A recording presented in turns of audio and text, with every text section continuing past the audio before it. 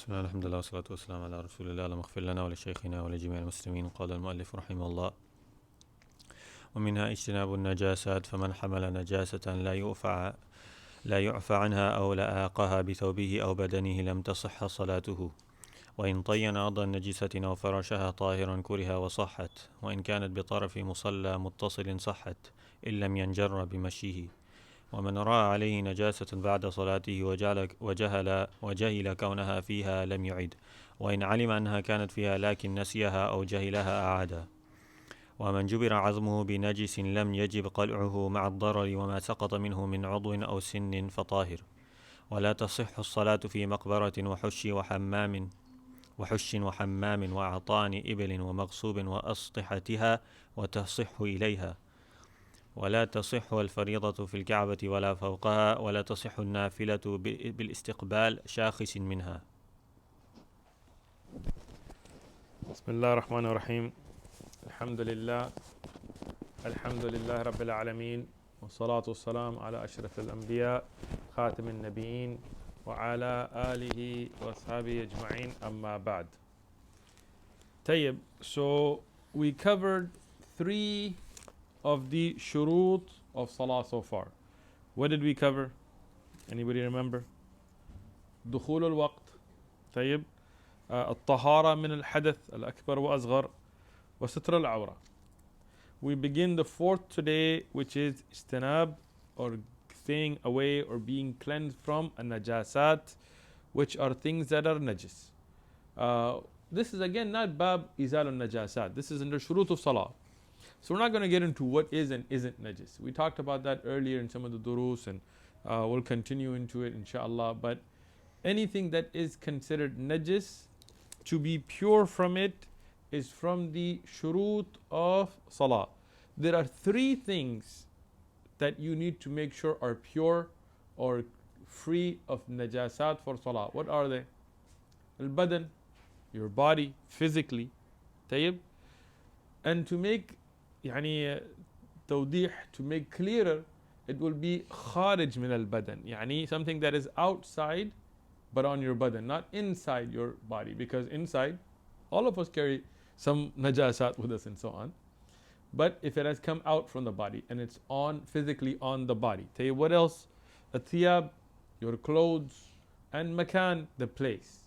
So these 3 will all be under this shart here. Tayyib. The muallif here begins with man hamala najasa. Tayyib. I'm not going to go into what is najasa and the word and the linguistics. We already covered that. So whoever is carrying and he has on them najasa, that is not an inexcusable amount. Okay? We covered this already, so I'm not going to go back over this, but certain small amounts of najasat are excused in salah or in regular life as well. What were they? Yasir ad-dam. Remember we said a small amount of blood. We talked about Hadith ibn Umar when he popped a pimple and he cleared it, even though it dripped, but he didn't refresh the wudu, he didn't leave his salah. So small amounts of blood, maybe your gums are bleeding, maybe you have like a scratch that bleeds a little bit. So small amounts of blood are forgiven. Athar al-istijmar, when you make istijmar, not istinja, you do your best to get rid, but obviously unlike istijmar, there may be some traces and things. But because we have a hadith where Rasulullah made istijmar and made salah, we say these are excusable, right? Now if you have a lot of blood, then that is not, right? If you have a lot of bowl or something like this, where there is enough that it's not just from what's left over from istijmar, but there's an actual amount, then that's not excusable. So if you have that type of najasa, and it's either touching the thawb or badan, then the salah is unacceptable. So what does that tell you? First thing, that this is from the things that invalidates the salah. So even if you have 1 drop of urine on your clothes, just a drop, but there's a drop of urine on your clothes and you make salah with it, knowing that there is a drop of urine on your clothes, what happens to your salah? It's batila. And there is azab, there is punishment, as the hadith of Rasulullah sallallahu alaihi wasallam about the 2 people that were in the grave and they were being punished, one of them for spreading namima, yani spreading false rumors and backbiting and buhtan and lies about people. And then the other one for not being careful about the urine splashing on him when he's going to qada al-haja. So these are serious issues. They can lead to the adab of qabr and invalidation of your salah. Tayyib. Now, regarding the fact that if you have najasa on your body, it invalidates the salah, there are many adilla. I mean, I think we already covered a lot of them. But the easy one that we're going to go over a couple of times today is going to be the hadith of Jibreel alayhi salatu wasalam, where he came to Rasulullah sallallahu alaihi wasallam and he informed him that his shoes had some najasa. So Rasulullah took off his shoes during salah. So that tells you that if he had not, the salah would be invalid, because you cannot do harakat like that in salah except for that which protects the salah. So we know this, and from many other ahadith that yani istinab or staying away from najasat or being cleansed from it during salah is a hukam. Tayyib. Now the muallif gets into an interesting question. First he mentioned the thawb and badan. Now he's going to talk about al-makan. If there is najasa on the ard, on the ground, and tayyan, yani if you put teen or if you put dirt or earth or things like this on it, and then you make salah, tayyib, or farash, yani, or a carpet or a flooring that is tahir. So what is the hukam now here? Meaning, okay, let's say in our time we see some najasa on the ground, right? You want to go make salah. You see some dog poop, whatever, right? And yani, you scrape it off or whatever, but you still see the athar of it right there. But you need to make salah somehow just right there, right? But you have a sajada, you have the prayer mat, and you put it's called janamaz in some languages, and you put the prayer mat on top of that place which has najasa.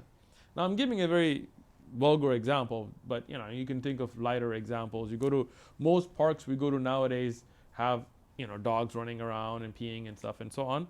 Now if you don't know, then the asal is that it's tahir. But if you know, then what happens? How do you make salah in such a place?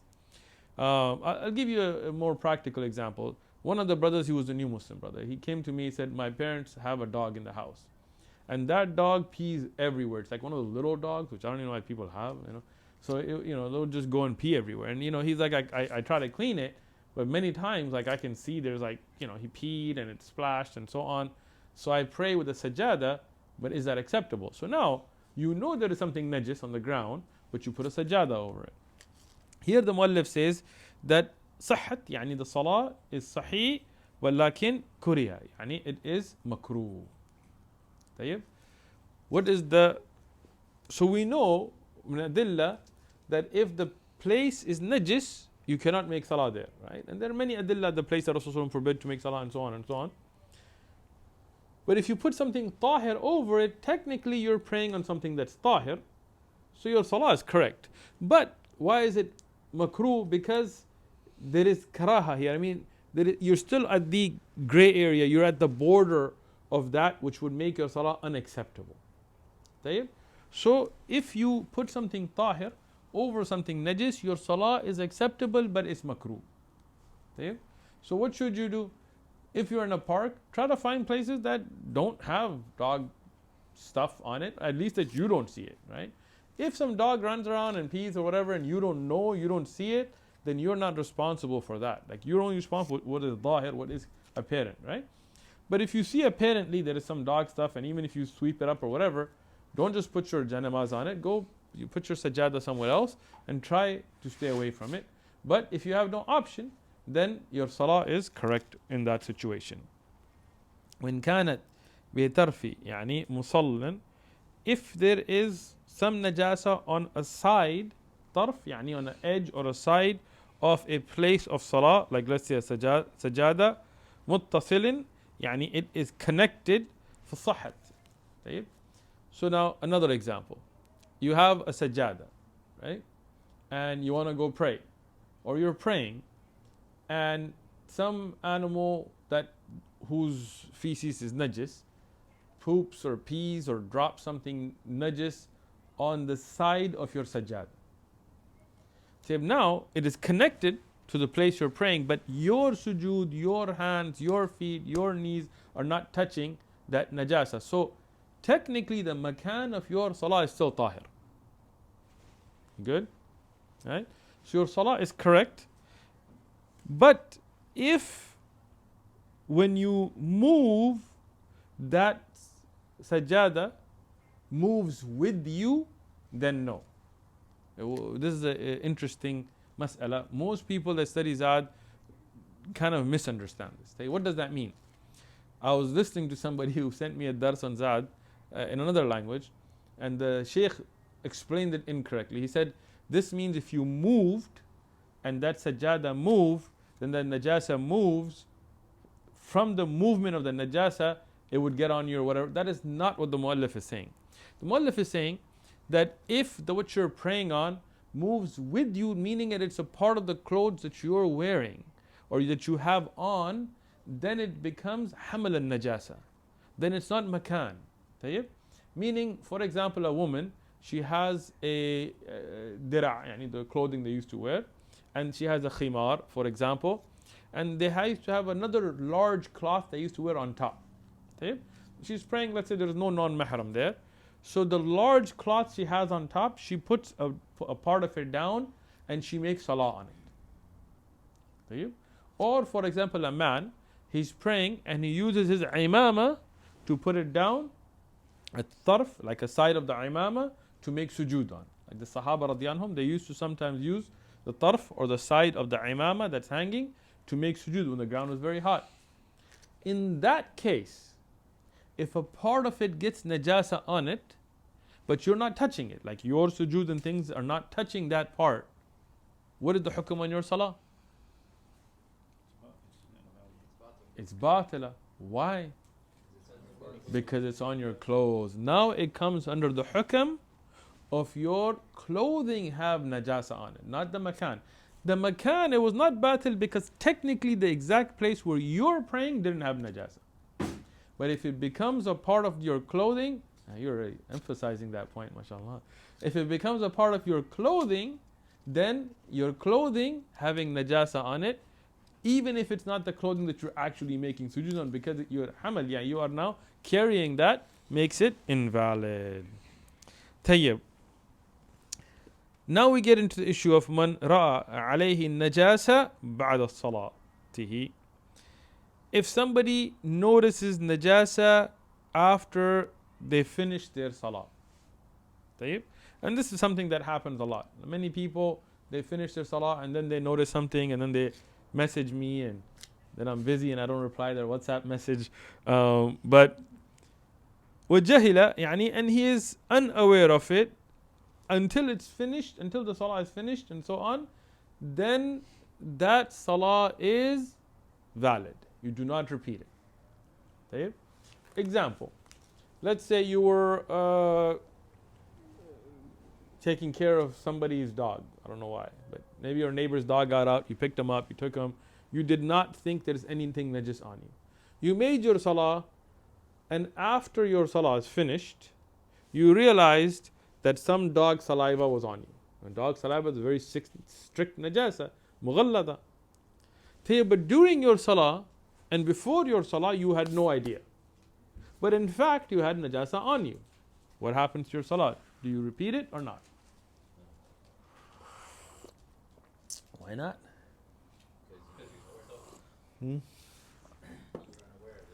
Alright, let me give you another example now. Let's say you didn't have wudu, but you were unaware that you didn't have wudu. Let's say you thought you had wudu, but you didn't. You made your salah, salah is finished, and then you realized, I didn't have wudu. What do you do then?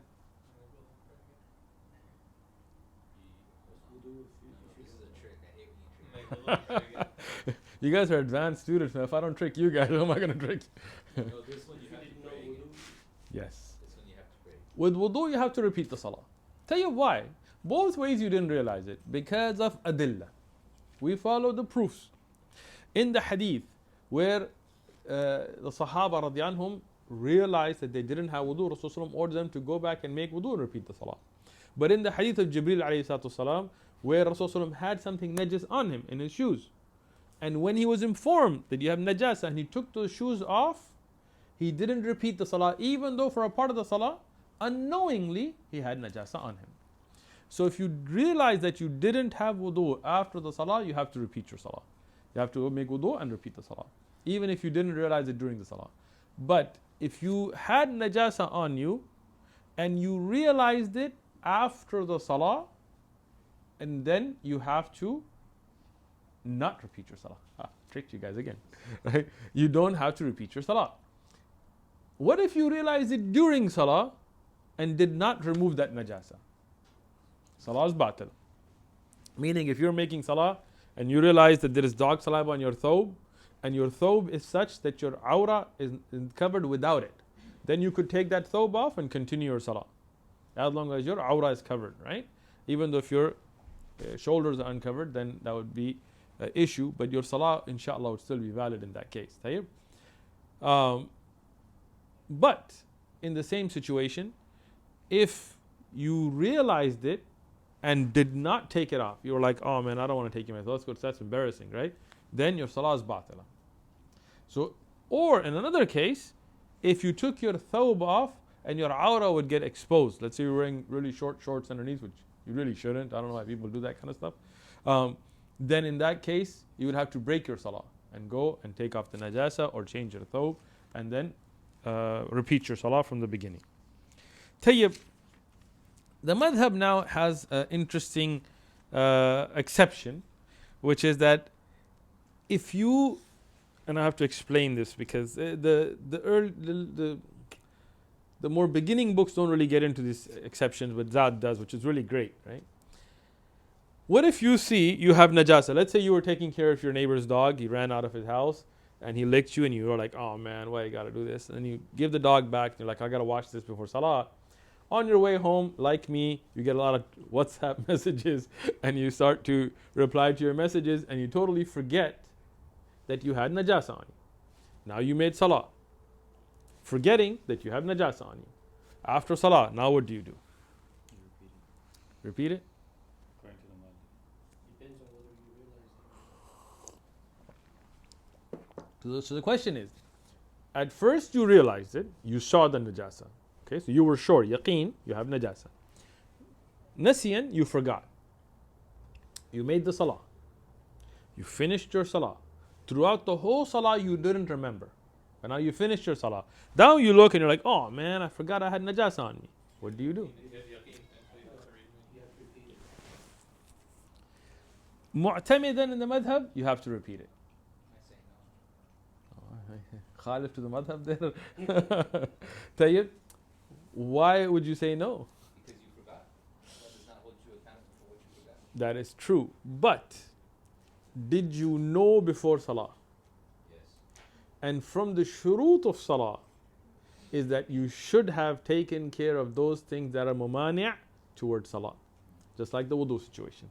So if you didn't know jahlan completely until the salah was over, or you remembered or you found out in the salah and you took it off. But if you had known and then you made salah, even though in an absent-minded state, you have to repeat the salah because you knew yaqinan qabla salah, before the salah. Tayyib? When I studied this chapter with Sheikh Sadiq, we spent a lot of time because there's a lot of khilaf within that madhab on these issues, some of these issues. I'm not going to get into all of that. What is correct is what the muallif says here. There is no doubt to it. And because dalilan and illa, looking at the sabab and things like this. Not going to get deep into the difference of opinion within the madhab in these issues. Tayyib. And whoever uses something that has najis or najasa, or that is najis, for a dharura, for a necessity, for example, mending a bone, right? So, in the old days, when your bones would break, many times they would try to use pieces of bones and things from an animal that may be from Mayta, or maybe something like khinzir or whatever, or something that's made out of gold or whatever to mend the bones. طيب. Not going to go deep into the science here, but in our time, for example, a lot of times we use gold, right? Or there may be some kind of stitching, like the stitches that they have that is made of something najis. Like sometimes those they made those stitches that fade away or whatever, and there was like a big hoo-ha for a while that they use some kind of animal derivative or whatever. So here, what does the muallif says? That if it is a hardship to remove it, then your salah is correct. The dalil for this, for example, the sahabi who had a nose made out of gold, right?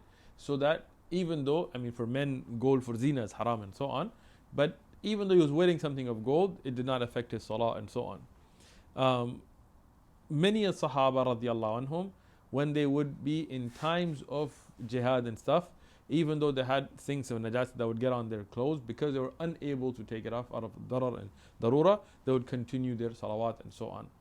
So here we get into an usul in fiqh, which is that those things that are necessity, those things that have daruriyat, they make mubah, they make halal, those things that are muharramat, those things that are haram. So regularly to have something najis on you would be impermissible. But if there is something like you've had your bone put together by something that is najis, now obviously you can't undo your bone for salah. So here Allah subhanahu wa ta'ala does not put a burden more than you can handle. Your salah will be fine. طيب. And this is kind of an interesting point here, but ما سقط منه يعني من عدو, whatever cuts or falls off the human is pure. And the muallif gave the example of sinnin, of teeth, also limbs, right? And this is something that, it's very unusual, but let's say you're making salah and somebody cracks their tooth and a tooth falls out. And is that something that invalidates? Well, depending on how much blood, if it's a shocking amount, but that has to do with them. But the body parts are going to be, if something cuts off, it's not considered najis. You will be tahir. What is the dalil for this? The hadith, ما قطع من بهيمة, whatever is cut off from the bahima, وهي حي, and it's alive, فهي ميتة. If the animal, which would regularly be halal, but something is cut without the dhabha, then the hukam would be as it would be in life and death. Meaning, if it's originally pure, then it's originally pure. But if through mayta it dies in an incorrect way, then it becomes najis. But the insan, Rasulullah sallallahu alaihi wasallam said in the hadith of Abu Hurairah radiallahu anhu, these are all sahih hadith, where he says, "Inna Muslim la yunjis." Verily the Muslim never becomes najis. Not in life and not in death. So even if your body is cut, that part of your body, there's not najis, you continue your salah. Now the muallif gets into, I think it's 6 places where you cannot make salah. So we talked about badan, we talked about thawb, we're talking about makan. And the salah is not correct. لا تصح الصلاة في مقبرة, in the maqbara. What is the maqbara? It is a graveyard. In Rawdat al Murbi', the Sharh Buyuti, he says that إلا Salatul Janaza, except for Salatul Janaza. Salatul Janaza can be prayed in a maqbara, even though it's better not to. It's better to have a place for Salatul Janaza outside the maqbara. As we find most of the Muslim lands, they have a place for janaiz, for the janaza to be prayed outside the maqbara, and then you bury them inside. But Salatul Janaza, because there are adillah, you can pray it in the maqbara. And I'm saying this even though when you guys go out and you have janaiz, try to always make sure you pray outside the maqbara, because you don't want to open that bab of people making salawat in the maqbara. But what about other salawat? What about nawafil? What about fara'id? What about dhuhr and asr and making 2 rak'ah in this? Here the Hanabila have a clear ruling, la tasih. It is not valid. That salah is batila. If you pray in a graveyard, your salawat, except for janazah, are batil. The Hanafi madhab, and again, it's very difficult to know what is the mu'tamid of the madhab, because some of the Ahnaf, they also agreed with the Hanabila and so on. But one of the mu'tamid books is the Hashia of Ibn Abidin. So I always go to that as my reference to know like the last hukam for the Hanafi, even though like Hidayah and Quduri are more famous, but the Hashia of Ibn Abidin is actually, if you study the Hanafi madhab, it's one of the ones you go to know the final ruling. They said it's makruh. This salah is still sahih, but it's makruh in the maqbara. The Shawafi' have given that it is under certain circumstances it would be permissible, and certain times but majority it would be not correct, and certain times it would be makruh. And the Malikiyah, they took it to be karaha as well, and so on. But let's go back to the adillah. Rasulullah sallallahu alayhi wasallam, in the hadith that is muttafaqun alayhi, reported by Bukhari and Muslim, he says, Juli'at, Allah subhanahu wa ta'ala made the whole ard, a masjid for us, a place of salah, and a tahura, a place of purification. And in that hadith, Rasulullah sallallahu alayhi wasallam, in the riwayah of it that is mentioned by Imam Ahmad and Abu Dawud and At-Tirmidhi and Ibn Majah and Ibn Hibban, authenticated it. In that riwayah he said, Al-ard kullaha masjidun, the whole world was made as a masjid for us, illa maqbara wal hammam. So in this riwayah, which is a sahih riwayah, it is connected to the riwayah that is in Bukhari and Muslim, but this is the alfaz that is reported by Imam Ahmad and Abu Dawud and At-Tirmidhi and Ibn Majah and Ibn Hibban, and it has been authenticated. So all of the world has been made a masjid for us except for the maqbara and the hammam. We'll talk about the hammam coming up. Maqbara is a graveyard. Now, here Rasulullah sallallahu alaihi wasallam clarified clearly that you are not allowed, even the whole world is allowed for salah, but here in this hadith clearly we're told we cannot make salah in a maqbara. So the qawl of the Hanabila is obviously correct here, because it's a very clear hadith. So and there are many other adillah as well, but we're not going to go deep when we have a clear dalil. Tayyib. So this is the first thing. What was the first thing? The first place? Maqbara. The second, al-hashin. Al-hash, what we call al-khala, is the place where you urinate and defecate. Right? This is what we call the toilet, or the actual place of going for qada al-haja. And here, obviously, this is a place you're not even allowed to make dhikr. So many adillah, this is not the place for salah, so you cannot make salah there. Number 3 will be al-hammam. Hammam is not the toilet. Hammam is a place to take a bath. In the old days, and in some countries even now, they have public hammam, which I've never actually been to once. I don't know how the covering the outer part works there, but in Turkey and stuff, they're very famous. I'm assuming they must have some way. But these are public bathhouses, meaning a lot of people in other countries, they didn't have a place to take a bath in their house, so they would go to this place, and maybe they had like stalls or something, I don't know, right? But nowadays in Turkey and stuff, it's more of obviously everybody has showers in their house nowadays, but that's kind of like a tradition, and that's like a sauna or whatever. But this is a hammam, a place where you take a bath. Now, why is it that you cannot make salah in a place that you take a bath? Because, as you mentioned the hadith earlier that Imam Ahmad and Abu Dawud and Tirmidhi and Ibn Majah and Ibn Hibban had mentioned in Sahih Riwayah, Rasulullah sallallahu alaihi wasallam said so. So the hammam is also a place that you cannot make salah. And this is from the mufradat of the Hanabila, by the way, just for Abu Sufyan, because he goes deep in this stuff, right? So this is from the unique opinion of the Hanabila. According to the Hanafiya, the Shawafiya, and the Malikiyya, you can make salah in the hammam. In the place of, not in the khala, but in the hammam. I tried to look at their adillah, and I didn't find any response to this sarih hadith. So no doubt from the hadith, you cannot make salah in a hammam. Tayyib, a'tan al-ibl. What are those? Camel stables. Now, the madhab has a lot of discussion about exactly what's not going to go on. I don't know if you guys regularly have any camel stables. If you don't, Not going to go into depth there. If you do go to another country and there's a stable where they keep the camel, don't make salah there. We good? Good. Tayyib.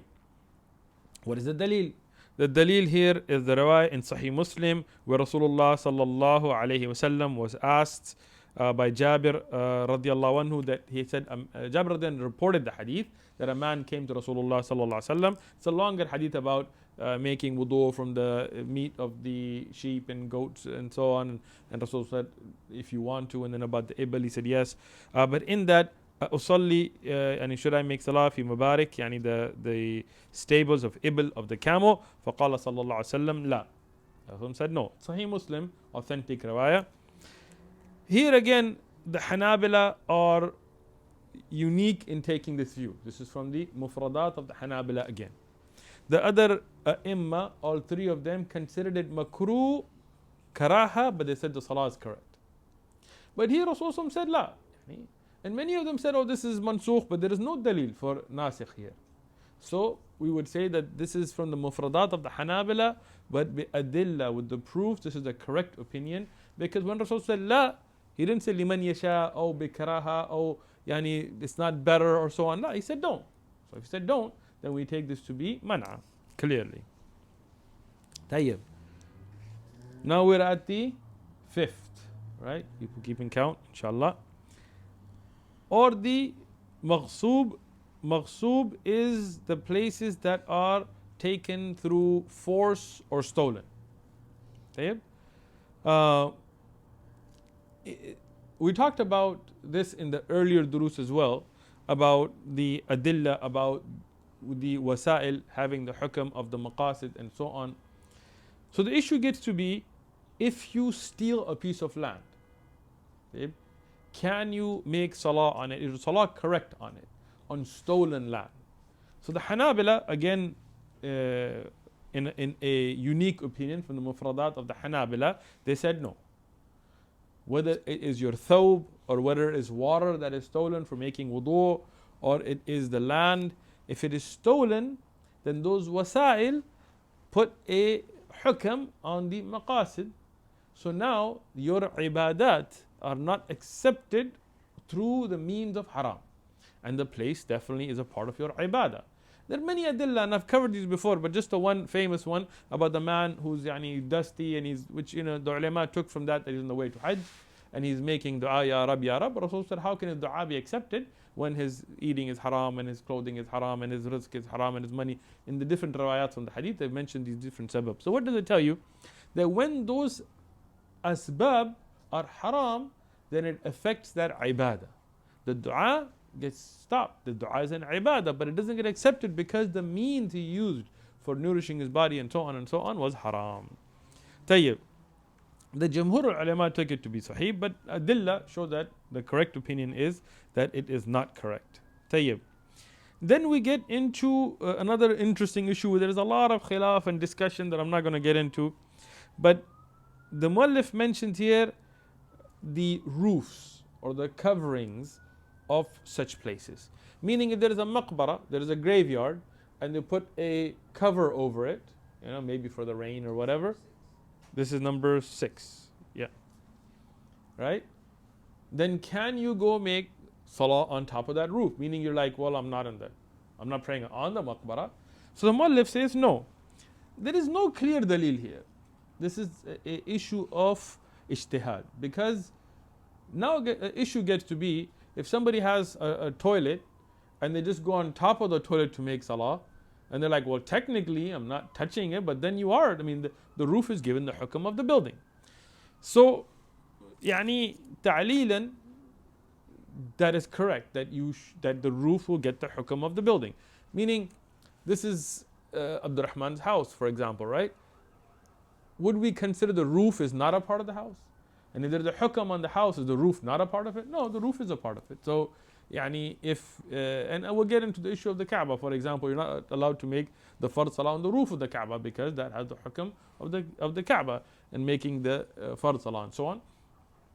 But there is some tawdih, because when I studied this mas'ala, I had some questions and I took to some of the shuyukh, and then we went back and forth until some very good clarification. Meaning, what if you build a masjid and underneath are bathrooms. So technically your masjid, and this happens a lot, many of the masajid here in the US have bathrooms underneath the masjid. So now technically the masjid is the roof of the bathroom. So here, and when I get into this issue, we went into Al-Iqna'a and Al-Muntaha and many of the older books and Al-Insaf and Al-Mughni, and we went really deep into researching issues. And I remember this like very clearly because this was something that was very interesting to me. So here we get to some clarification. If the place is built as a bathroom, right, meaning you just built bathrooms, and then you built a masjid on top of it, then salah would not be correct. Right? But if it was built as a masjid, and the bathrooms were just a place for the people to go, then salah will be correct. Right? Because the hukam is on the asl of it. What is the building made for? If it was made to be a masjid, but they put bathrooms underneath to accommodate the people, then the hukam is that it's a masjid. If there was originally just a bunch of bathrooms, then the original hukam is that they're bathrooms and the masjid on top of it would not be permissible, and so on. طيب وتصح إليها, and your salah is fine towards them, meaning let's say you're about to make salah. So let me give you a couple of interesting points here. So one is there's a maqbara, there's a graveyard, and you have to make salah, and the maqbara is towards the qibla. You're not on the maqbara, but you're praying towards it.